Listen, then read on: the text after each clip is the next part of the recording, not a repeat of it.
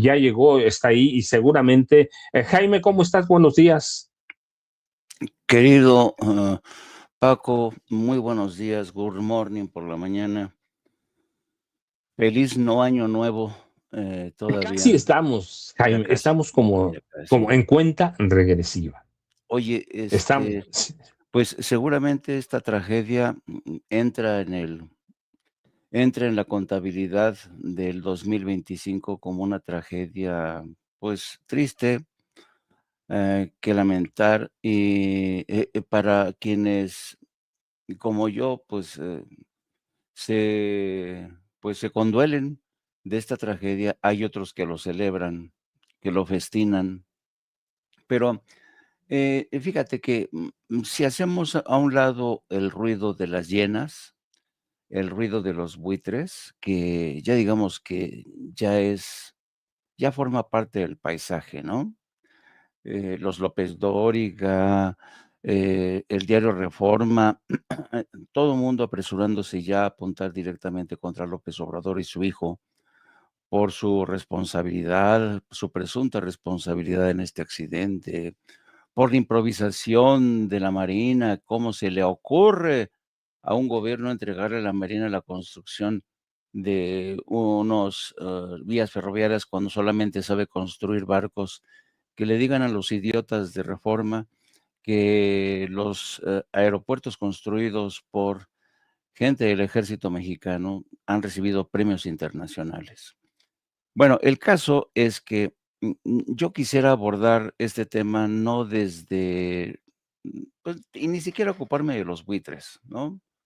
Ya hemos visto ayer, realmente fue una orgía de los buitres destazando al gobierno de la 4T, apuntando responsabilidades sin que todavía no se conozca nada en absoluto. Tú lo decías hace un momento, la especulación a todo lo que da.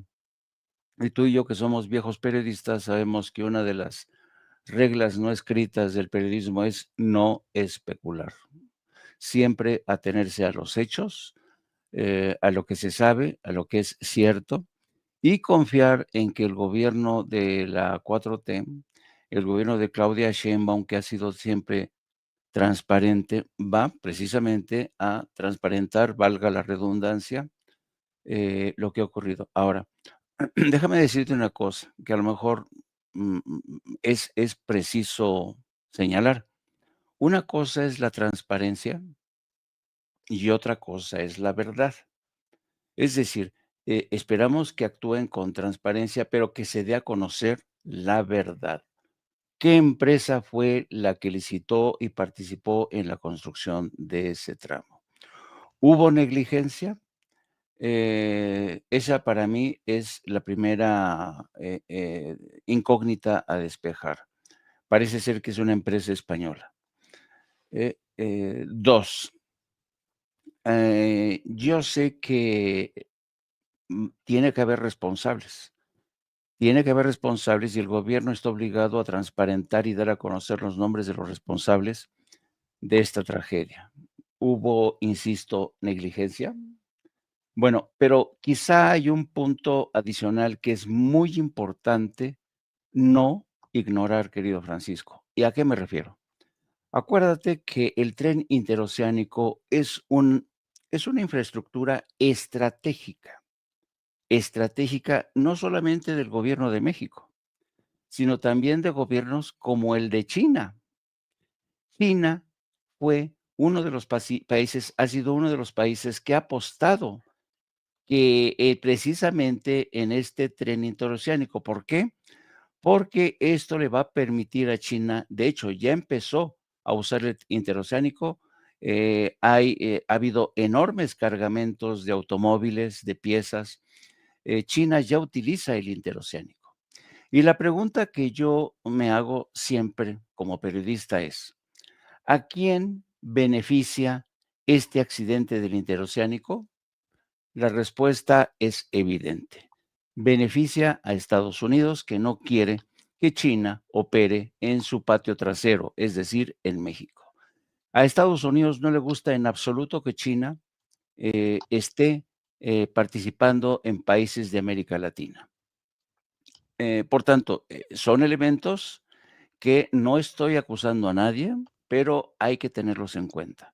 El tren interoceánico es una instalación estratégica del gobierno mexicano, pero también de otros gobiernos que ya veían al interoceánico, que lo ven al interoceánico como una apuesta para utilizar ese medio de transporte y acortar distancias y también tener acceso a mercados como el de Estados Unidos, pese a la guerra arbitraria de los aranceles. Así es que siempre insisto que hay un crimen, siempre hay que preguntarse, ¿a quién benefició? ¿A quién perjudicó? Evidentemente perjudica al gobierno de México y en segunda instancia a gobiernos como el de China. ¿Quién se beneficia? Evidentemente el gobierno de Estados Unidos. Evidentemente la oposición en México, que se han convertido desde hace ya bastante tiempo, los conservadores, en porristas de otros gobiernos en México. No quiero yo que esto suene a conspiración, no. Estoy señalando únicamente las variables que hay que tener en cuenta a la hora de investigar este tema, analizarlo y ponderarlo. Así es que no es tan sencillo, no es tan sencillo como, uy, alguien hizo mal una obra y ese responsable es el hijo de AMLO, por tanto, hay que meterlos a la cárcel a todos, ¿no? No, pues claro, ese sería la lógica de los carroñeros, ¿no? Pero pues ya sabemos que son periodistas de la vieja guardia, son periodistas por consigna, son sicarios mediáticos y pues que les vaya bien, que con su pan se lo coman. Nosotros estamos en otro oficio, estamos en el viejo oficio de el periodismo profesional, ese que separa el grano de la paja. Y a la hora de separar el grano de la paja, tenemos que hacernos estas preguntas de forma inevitable. ¿Hubo negligencia? ¿Quiénes fueron los responsables? ¿A quién beneficia? ¿A quién perjudica? Así es que con estas, yo me voy a ir con esto, esperando pacientemente. Vamos a ver lo que nos dice esta mañana la presidenta en la mañanera. Seguramente va a repetir lo que en primera instancia ya hizo desde ayer, dando a conocer el número de muertos, dando a conocer cómo están siendo atendidos, el número de heridos, que es lo primero que hay que atender, el factor humano. El tema humano es lo primero. ¿Por qué? Pues la presidenta es una mujer sensible y es una persona humanitaria, tiene que ocuparse antes que nada de las víctimas. Después, ya conforme vayan avanzando las investigaciones, se irán despejando dudas. Pero yo insisto, habrá que estar muy pendientes de esta investigación. Y una última consideración. Creo que el tren interoceánico, lo mismo que el tren, ¿cómo se llama? ¿Cómo se llama? El Maya, El Tren Maya, el tren el Tren Maya, Maya. tienen que ser objeto de una continua vigilancia en todos sus tramos. Yo no sé cómo lo puede hacer el ejército mexicano, yo no sé si con drones, yo no sé si con puestos de control, pero tiene que haber una vigilancia permanente. ¿Por qué? Porque son muchos los que van a seguir conspirando en contra de este proyecto tan ambicioso del tren interoceánico que tiene tantos enemigos dentro, pero también fuera de México, querido amigo. Sí, es cierto, Jaime. Fíjense, si yo lo que ahora digo es, hay quienes saben gobernar y nos gobiernan o están en el gobierno y hay quienes están esperando la desgracia cualquiera, como el descarrilamiento de este tren para sacar raja política. Los podemos llamar como queramos, porque les aplican todos los calificativos: buitres, chacales, carroñeros, hienas, cucarachas, todos los podemos llamar, porque esos son sacando raja política de un accidente. Lo otro sí, hay que dar a conocer todo, o conocer no solo que haya transparencia, sino, como dice Jaime, la verdad. Y teníamos otro videoclip de la presidenta Claudia Sheinbaum Pardo, ¿sí, cierto? estamos en una máquina, ¿cómo se llama? Una perfiladora. Una perfiladora, es parte de los trenes de pavimentación que estamos comprando para todo el país. Y ahora estamos aquí en el oriente del Estado de México, en Texcoco, porque son varias máquinas, mira, que van a servir para pavimentar todas las calles de 10 municipios del Estado de México. Entonces, platícanos cómo funciona la perfiladora. En este caso tenemos un equipo BOMAG BM2000. Vamos a cortar 2 metros con el tambor de fresado y tenemos una profundidad de 35 centímetros. Después de terminar el fresado, continuamos con la petrolizadora. Con este equipo vamos a regar la liga o la emulsión, lo cual nos proporciona una capa adherente para el asfalto. Y con esto tenemos igual impermeabilidad. Esta es una pavimentadora BF600. ¿Cómo se llama esta? Compactador tándem. Este equipo lo utilizamos con vibración para acomodar el material que ya tiró nuestra pavimentadora. Vamos a la última. Este es un compactador neumático. Con este equipo lo que hacemos es sellar la carpeta asfáltica. Y estos son los equipos que estamos dando el día de hoy. Son 10 municipios que ya tienen estos equipos y los presidentes municipales se van a encargar a partir de ahora ya a iniciar la repavimentación.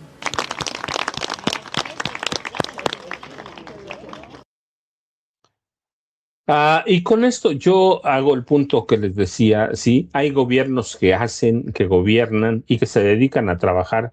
Y yo les platicaba desde el gobierno al término del gobierno del presidente Luis Echeverría Álvarez, que tiene, ustedes saben, yo soy un crítico abierto de Echeverría Álvarez porque fue un asesino, porque robó mucho dinero, porque su familia robó mucho dinero, y porque cuando él entró, cuando Luis Echeverría Álvarez inició su gobierno, la deuda externa de este país rondaba 3,000 millones de dólares. Cuando se fue Luis Echeverría Álvarez, 22,000 millones de dólares más o menos, y eso es una barbaridad. Y déjenme decirles que este tema el tema del tren interoceánico va a llamar la atención de todo mundo. Por ejemplo, veía ahora en el chat en vivo con nosotros Juan Calderón, que decía: circula un video de Salinas Pliego donde ofrece $10,000 a quien le dé ideas sobre cómo dañar a la 4T. Sí es cierto, por ahí anda ese video. Lo que no vi es la respuesta que nos dice Juan, y hubo una persona que mencionó sabotaje a los trenes. O sea, va a haber de todo y sí hay que estar pendiente. O Rosa María Castañeda Ángeles, que dice: la Marina y la Armada deberán de poner vigilancia. Lo mismo que dice Jaime Hernández, vigilancia estratégica, militar y tecnológica en los trenes Maya e interoceánicos. Es urgente para evitar estos accidentes. Y sé que ya llegó ahí Norman Perr, así que ¿qué les parece si saludamos a Norman para que pues ya desplacemos a Vicente Serrano? La verdad, ya le quitamos el lugar, pero no, Vicente, eso es cierto. Os saludo, Vicente.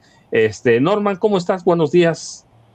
¿Qué tal, Paco? Perdón, ¿cómo estás? Buenos días, maestro Jaime. Buenos días a toda la audiencia que nos acompaña y todos los días. Norman, mira, es que hay muchos temas y ahora entramos a ellos, pero tú, ¿desde qué punto ves el accidente del tren interoceánico allá en Oaxaca, 13 víctimas mortales, y cómo la oposición salió carroñera, como siempre? Yo digo, el gobierno trabaja, pero hay gente que va a usar esto como cuestiones políticas. ¿Cómo ves? ¿Qué interpretación le das a esto? Que prefieren que le vaya mal a México con tal de saciar su odio, Norman. Fíjense que la industria, por decirlo de alguna manera, de los trenes, de la industria ferroviaria, es muy parecida. De hecho, prácticamente las compañías que se dedican a construir en México lo hacen en Europa y lo hacen en Estados Unidos.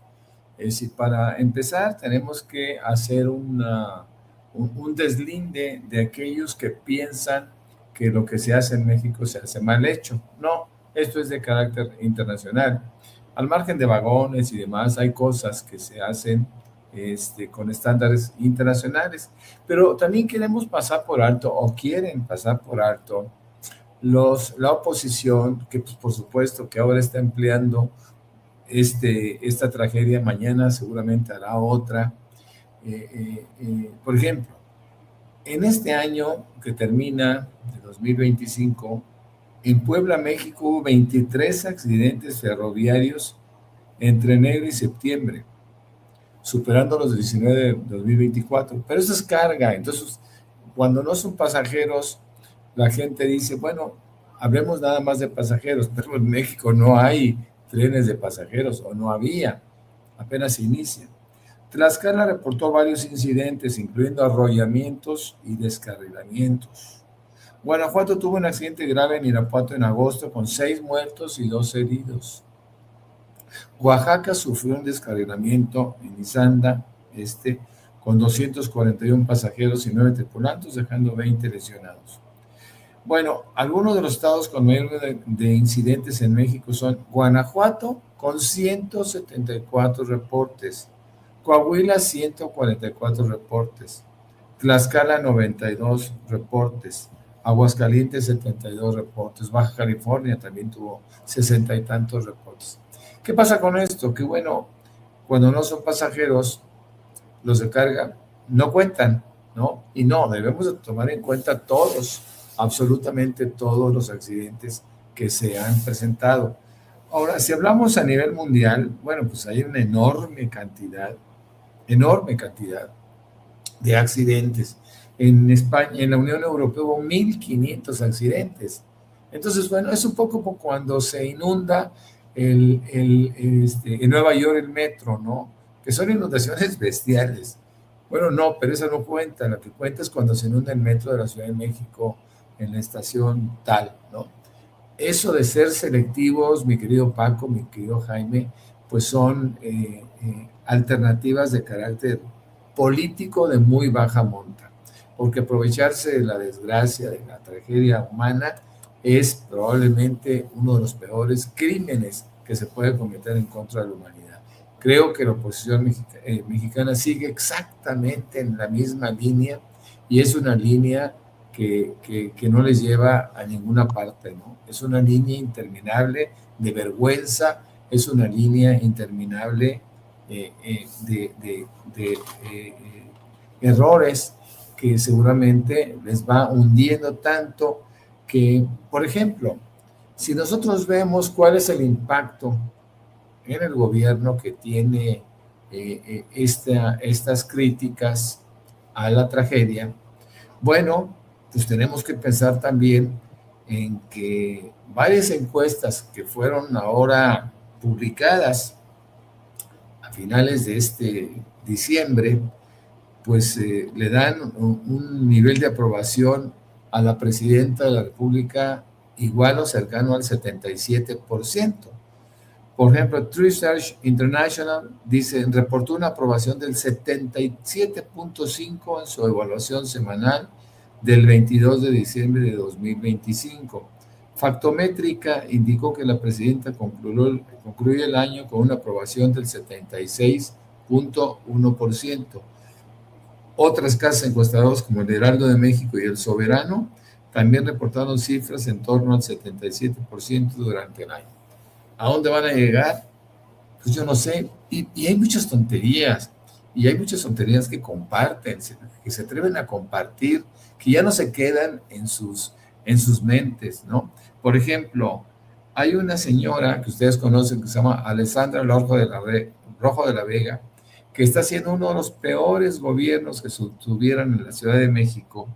Ella dice que el partido de México, más grande de México, no es Morena, son los 40 millones de abstencionistas. El problema, y hay que decir a ella, que de esos 40 millones de abstencionistas no hay nada en común. Y prueba de ello es que no es un partido, ¿no?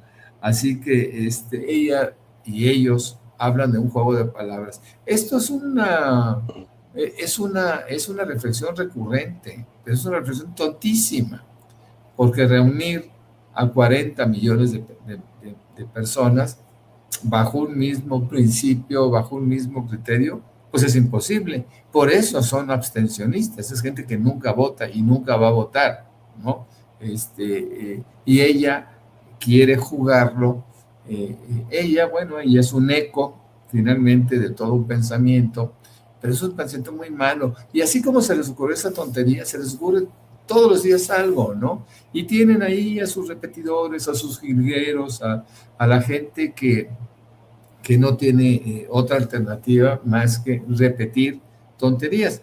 Porque si yo quisiera, de alguna manera, si yo quisiera desarrollar una narrativa, pues tendría que ser algo creíble, algo inteligente, algo compartido. Y esto no está sucediendo, no está sucediendo así, mis queridos amigos.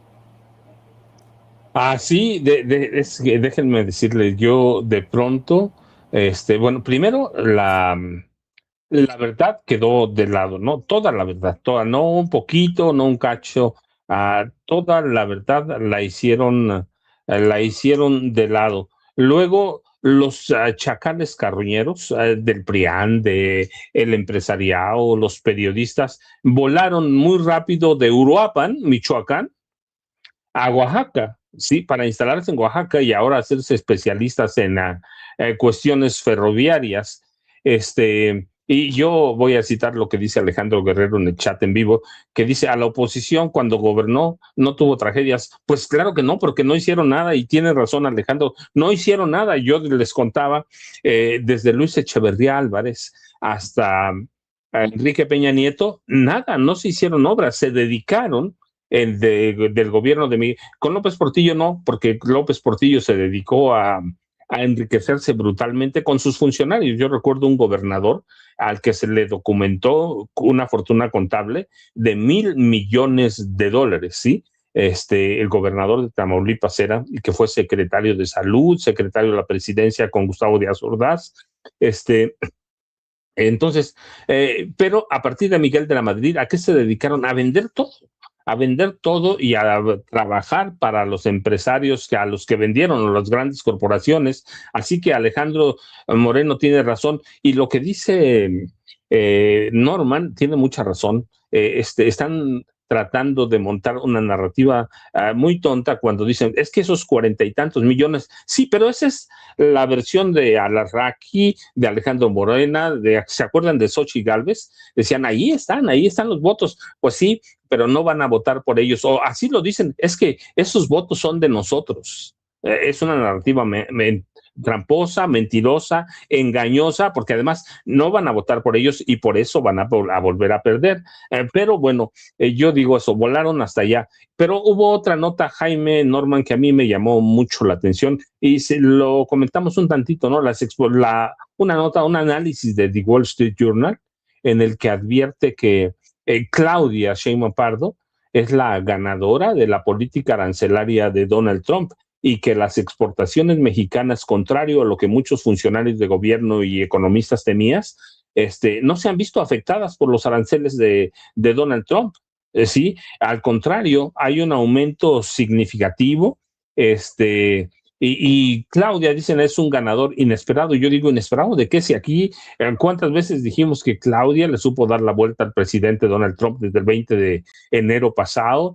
Supo entenderlo, lo estudió, y fuimos llevando por el camino que Claudia tomó esa decisiones inteligentes a partir de la sangre fría que tiene, verdaderamente, que le ha funcionado muy bien. Y no es sangre fría, pero la verdad es que eso es minimizar todo. Es un análisis del comportamiento del gabinete de Donald Trump a partir de Donald Trump. Así que las exportaciones mexicanas han crecido. En México está, yo les decía, el tipo de cambio está a 17.93 pesos por dólar, como nunca. Las tarifas arancelarias, México es el mayor beneficiado. Así que yo no sé qué interpretación darle, Jaime, excepto que la presidenta Claudia Sheinbaum Pardo entendió el juego, estudia muy bien a Donald Trump y está estudiando lo que pasa en el mercado internacional o en los mercados internacionales y entiende la proximidad geográfica y la integración industrial con Estados Unidos. Y eso ha hecho que con Claudia Sheinbaum Pardo México sea más competitivo y que verdaderamente no hay eso de que México se aprovecha de Estados Unidos porque la verdad sigue vendiendo, Jaime. Está apagado tu micrófono, Jaime. Perdón. Además, Claudia Sheinbaum entendió muy pronto, y yo creo que es muy posible que Andrés Manuel López Obrador le haya pasado el tip. Yo creo que Andrés Manuel le ha de haber dicho a la presidenta: no te metas con el ego de Donald Trump, porque su ego es el talón de Aquiles que puede hacer daño a la relación bilateral. Y Claudia Sheinbaum siempre, siempre, siempre se mostró respetuosa de Donald Trump. Incluso si hacemos un listado del número de preguntas que le han soltado a la presidenta en la mañanera, cuestionándola sobre qué opina de las opiniones del presidente Trump. Señora, pero el presidente Trump dijo esto. La presidenta ha sido brillante en esquivar ese tipo de preguntas diciendo, bueno, el presidente Trump tiene su propia forma de expresarse. Yo tengo que decir que esto y esto y esto. No estamos de acuerdo, pero nos llevamos bien. Ha sido muy diplomática, demasiado inteligente la presidenta a la hora de tratar con un palito a Donald Trump. Y además, yo creo que, como siempre ocurre en la vida, siempre hay esta tendencia a la gente que quiere mucho a la presidenta de decir: "No, es que es una giganta", no, en parte es cierto, en parte es cierto, pero yo creo que hay que analizar las cosas de forma objetiva. Sí, efectivamente, la presidenta tuvo una gran inteligencia a la hora de lidiar con un tipo tan intempestivo, como Donald Trump. Pero también hay que reconocer que muchas otras fuerzas se convirtieron en compañeras de viaje y en aliadas estratégicas de la presidenta. Por ejemplo, los productores, la industria automotriz de Estados Unidos, que depende mucho de la manufactura mexicana, de esta cadena de producción, estuvieron al lado de México. La Cámara de Comercio de Estados Unidos estuvo al lado de México en muchos de los capítulos de la negociación. Y por contra, fíjate, los sindicatos de Estados Unidos estuvieron en contra de México en la hora de las negociaciones. Por tanto, yo creo que si uno hace un análisis más detallado, sí, realmente se puede decir que Claudia Sheinbaum ha tenido un papel muy meritorio en las negociaciones frente a Donald Trump y tiene una mano izquierda impresionante. Lo vimos durante esta ceremonia a la que se vio obligada a asistir en Washington para el sorteo del Mundial. Vimos cómo había este ambiente de camaradería, pero claro, la presidenta de México sabe muy bien que jamás, jamás de los jamases se va a poder confiar en un gobierno como el de Estados Unidos, esté bajo bando demócrata o republicano. Así, sí, qué bueno, y es una nota atractiva, el titular vende mucho, de que Claudia es la ganona de esto, pero no es tan así, no es tan así cuando aterrizamos la información e incluimos todos los elementos en cuestión. Que México, la enorme ventaja que tiene, la enorme ventaja estratégica, quiero decir, que México tiene es precisamente su proximidad con Estados Unidos, para bien y para mal, porque la mayoría de las empresas que tienen inversión en México son de origen estadounidense y a ellas no les conviene que haya una guerra abierta, cruel, arancelaria con México. ¿Por qué? Pues porque saben que efectivamente van a perder ellos mismos. Y de ahí que la Cámara de Comercio de Estados Unidos siempre haya estado, no al 100%, pero en la gran mayoría de los casos del lado de México. Así es que qué bueno que las cosas han sido así. Siempre hay esta tendencia, y sobre todo de parte de los gobiernos extranjeros, y sobre todo de medios que se dedican al área económica, hay esta tendencia a decir: "El ganador es fulanito", ¿no? Pero cuando todos sabemos, incluso fíjate, eh, la presidenta casi siempre que se le dice a uno, oiga, pero usted la considera la ganadora, siempre ella introduce un matiz. Bueno, sí, porque esto y esto y esto y esto, porque sabe muy bien ella que, que el mérito sí es en buena medida de ella, porque ella es la jefa de Estado, pero las circunstancias y sobre todo el equipo que ha acompañado a la presidenta, también ese es otro ángulo, el equipo que ha acompañado a la presidenta ha hecho una buena labor. Yo no, ¿cómo se llama? Marcelo Ebrard no es santo de mi devoción, pero tengo que reconocer que ha hecho un buen trabajo hasta donde sabemos, ¿no? Ahora, sí, el único, y me vas a permitir, querido amigo, me van a permitir, el único reclamo que yo le hago esta mañana a la presidenta, sin acritud, pero es un reclamo, es, señora presidenta, por favor, ya deje de hacernos competencia a nosotros los reporteros. ¿Viste cómo estaba entrevistando al de las máquinas perfiladoras? ¿Viste cómo estaba en plan de reportera la presidenta? No, Paco, no vamos a permitir, eso es intrusismo. Vamos a quejarnos a la Comisión Nacional Defensora de Derechos Humanos de los periodistas, entrevistadores, opinadores y demás. Y exacto.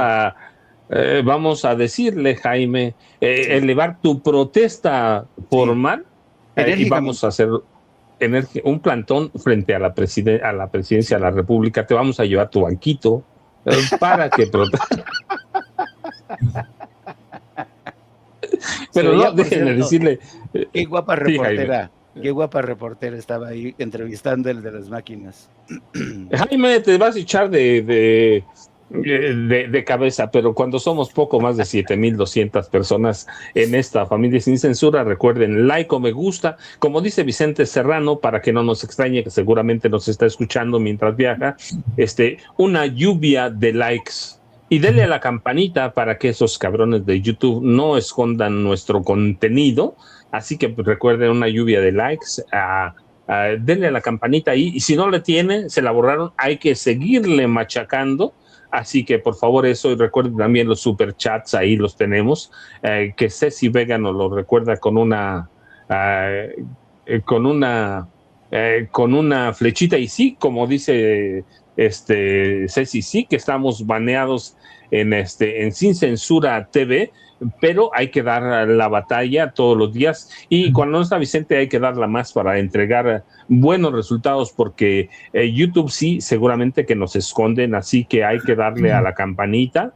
Lo hemos visto, hay programas que estamos en 15,000 vistas o likes y de pronto caemos a bien poquitos, la verdad, caemos a 8,000, 9,000, y eso es porque nos están escondiendo. Así que ya sabe, campanita, y like o me gusta, chats, super chats, y recuerde que también tenemos una cuenta bancaria en Banorte, a nombre de Vicente Carlos Serrano Arroyo, para el chayotito del pueblo, como lo llama Vicente Serrano, y el número de cuenta, no, discúlpeme, el número de tarjeta, en realidad es la tarjeta, es en Banorte 4189-1400-5511 8185. Y comercial lo impulsamos para esconder las preferencias y las quejas de Jaime Hernández para la nueva reportera que vimos entrevistando ahí a un maquinista. Jaime, elevada tu protesta, bien tomada. Muchísimas gracias. Pero Norman, de pronto parece que hay una contradicción en Donald Trump, que no se puede esconder y queda expuesto, porque cuando habla de los abusos de México, en realidad a quienes está beneficiando, por ejemplo, ahora es en la cadena productiva, lo decía Jaime, es a los industriales de su país. También, claro, se beneficia a México, pero si castiga a alguien, va a castigar a los industriales de su país. México no roba empleo, les está dando empleo también, está generando, y es algo que de pronto no vemos, y resulta como ahora, ¿no? Que México sí está ganando, pero gana Estados Unidos también, Norman. Sí, bueno, en una combinación, ayer lo veía yo de una estadística, ya muy tarde, de una estadística mundial que se puede obtener información de diferente índole, y en este caso concretamente hablaban de los aranceles. México es quien en una combinación de aranceles, incluyendo acero, aluminio, etcétera, etcétera, es el país que tiene la menor tasa de arancel. Y claro, acuérdense que un 80 y tantos por ciento, 86 si no me equivoco, representa justamente los productos que están todos, perdón, bajo el Tratado de Libre Comercio del TEMEC, y todo eso nos da un porcentaje de 4 y fracción por ciento en términos de aranceles. Nosotros siempre lo dijimos, esto no es nuevo, lo dijimos hace muchos meses en otro programa, en el programa nocturno, que México sería el gran ganador, pero hay motivos para pensar en ello. Pensamos que también Canadá se podría beneficiar, pero hay motivos suficientes para pensar en que México sería el gran ganador. Primero, esa integración que hay en términos económicos con los Estados Unidos. Tenemos muchísimas empresas estadounidenses en México que ciertamente ocupan mano de obra y también algo de insumos mexicanos, y por eso, y que exportan a su país, así que, y al resto del mundo. Y así que, bueno, pues ese era uno de los grandes beneficios. Tenemos también la cercanía, 3.200 kilómetros de frontera, en donde todos los días pasa mercancía para los Estados Unidos y viceversa.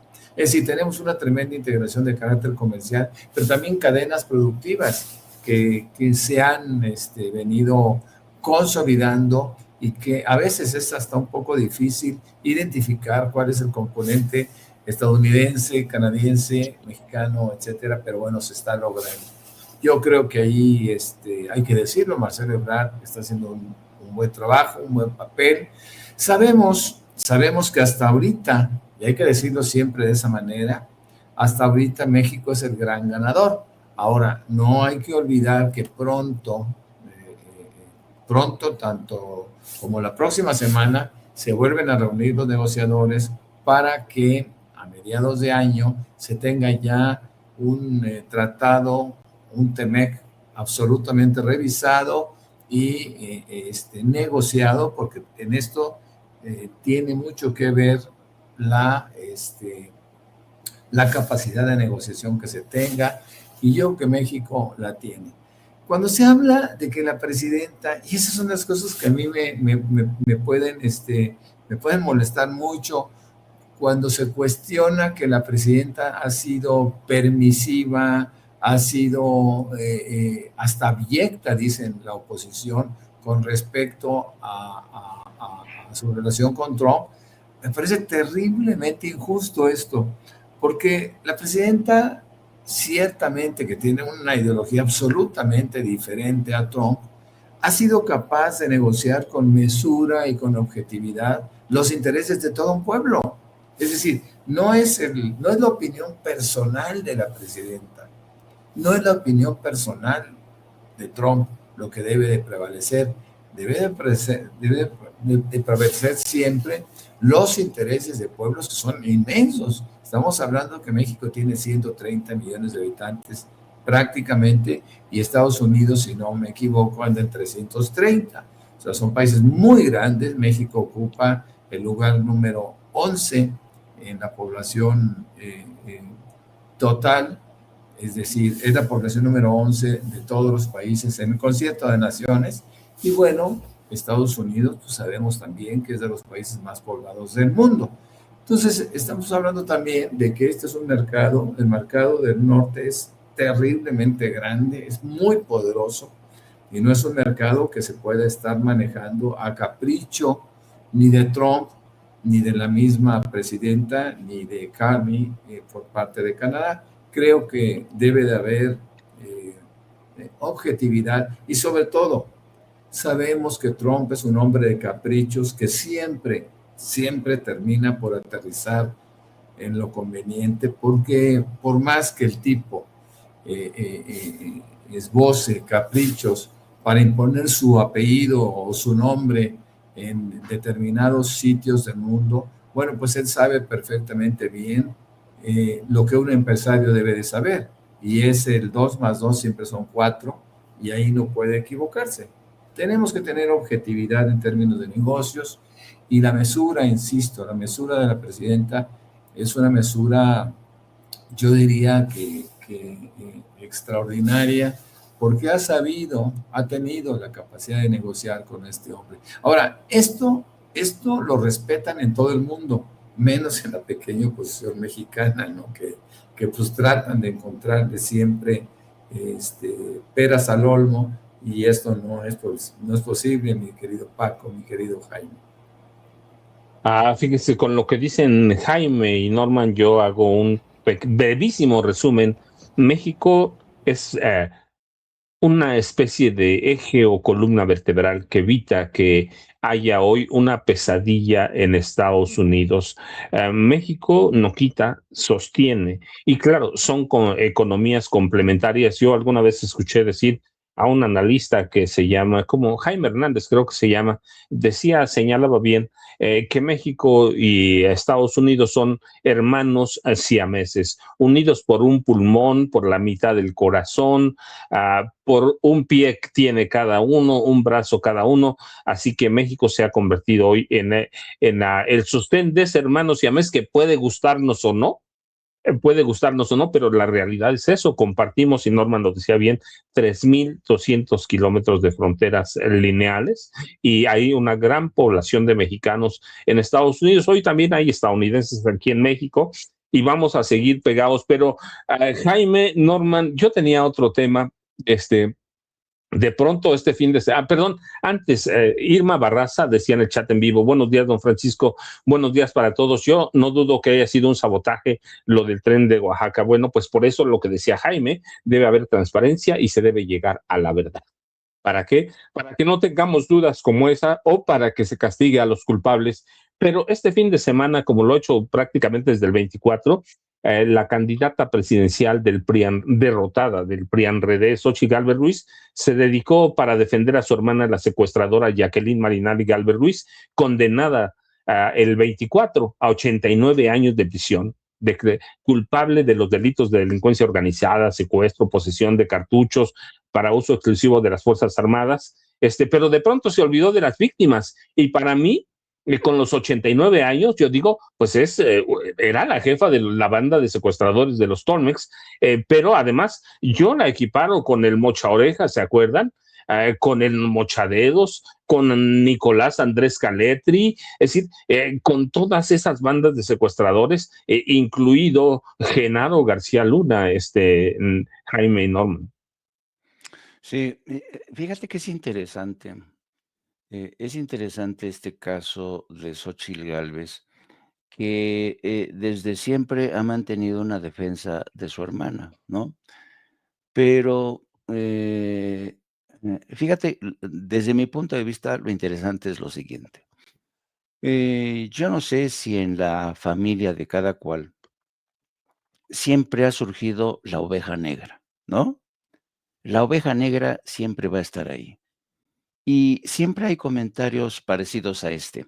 ¿Cómo es posible que siendo dos hermanas o dos hermanos, hijos del mismo padre y madre, que eran unos padres honestos, padres modelo, haya salido una oveja negra como esta, ¿no? Y el resto son, pues, gente decente, ¿no? Y por regla general, cuando ocurren este tipo de circunstancias,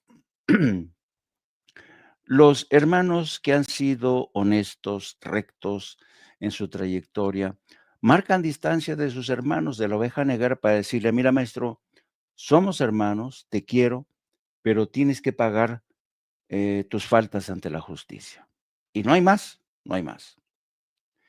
En este caso, llama mucho la atención que Xochitl Gálvez haga una defensa tan vehemente, tan encendida de su hermana, con lo cual demuestra que ella considera que las faltas de su hermana no son tan graves.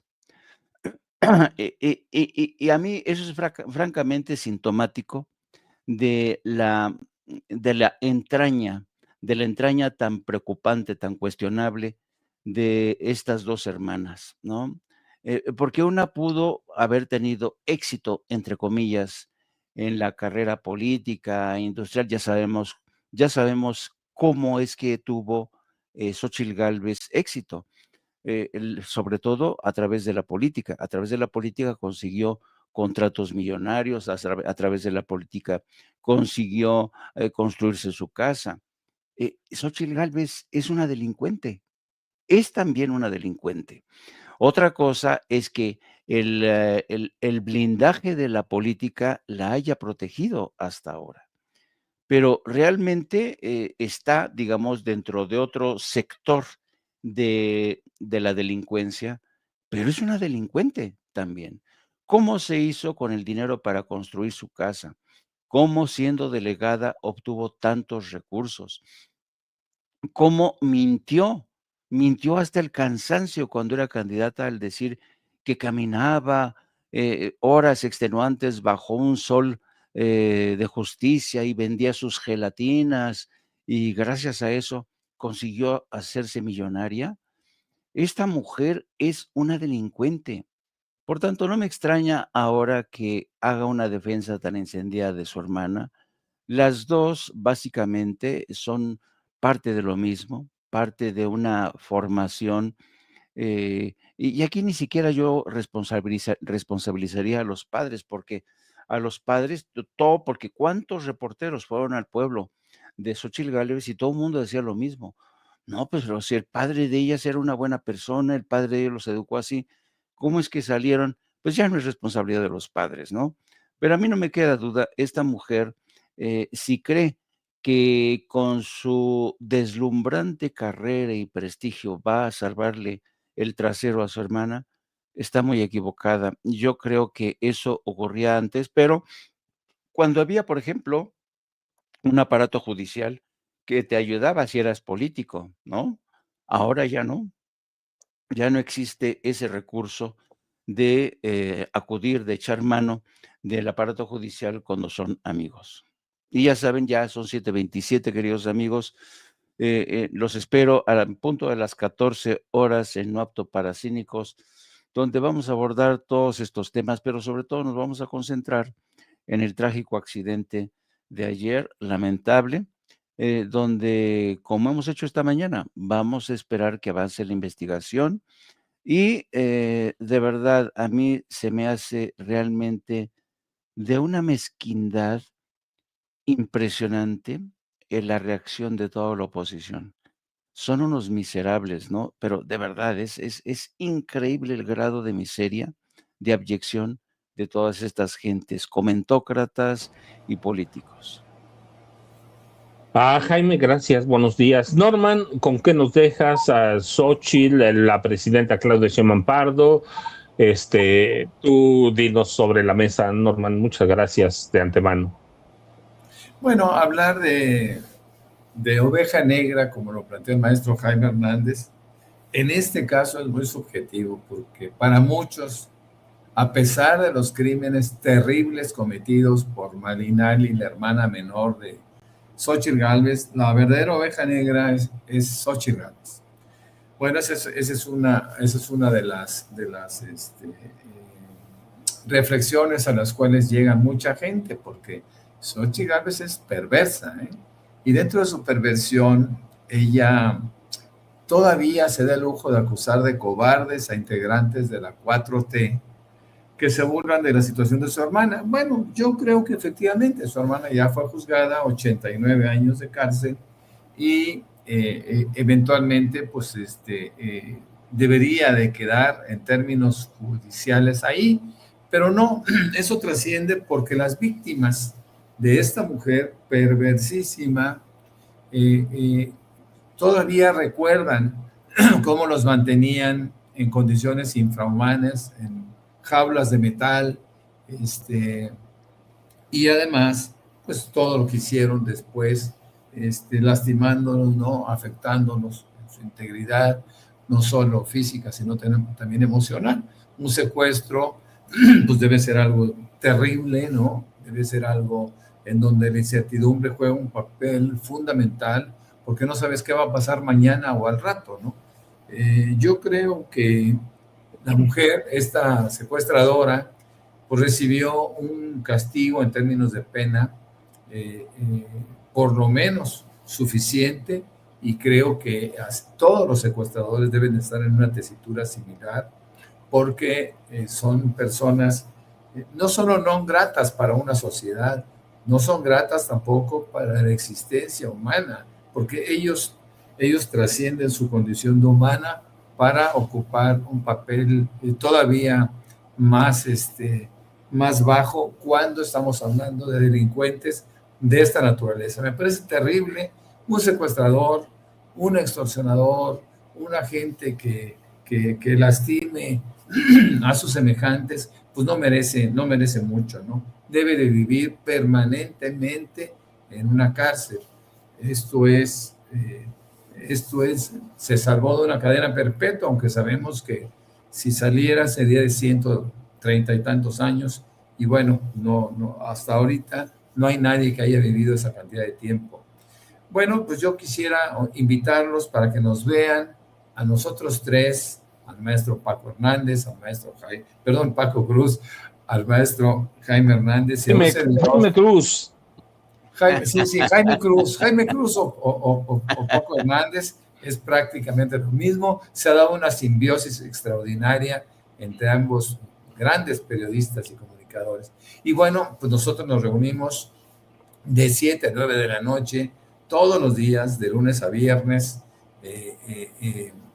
Basta con que se incorporen con Norman Pearl TV y con eso ya basta. Inmediatamente se les lleva a este programa. Yo creo que nosotros, bueno, desde ahorita les avisamos, no habremos de trabajar, porque sí le decía yo al maestro Paco, no habremos de trabajar ni el 31 ni el 1. Ya viene la presidenta, según vemos una figurita por ahí, una sombrita que se parece mucho a ella. Una sombra. Y está a punto de entrar. Pues que tengan muy buen día, que pasen muy bien y los esperamos más tarde. Hasta luego.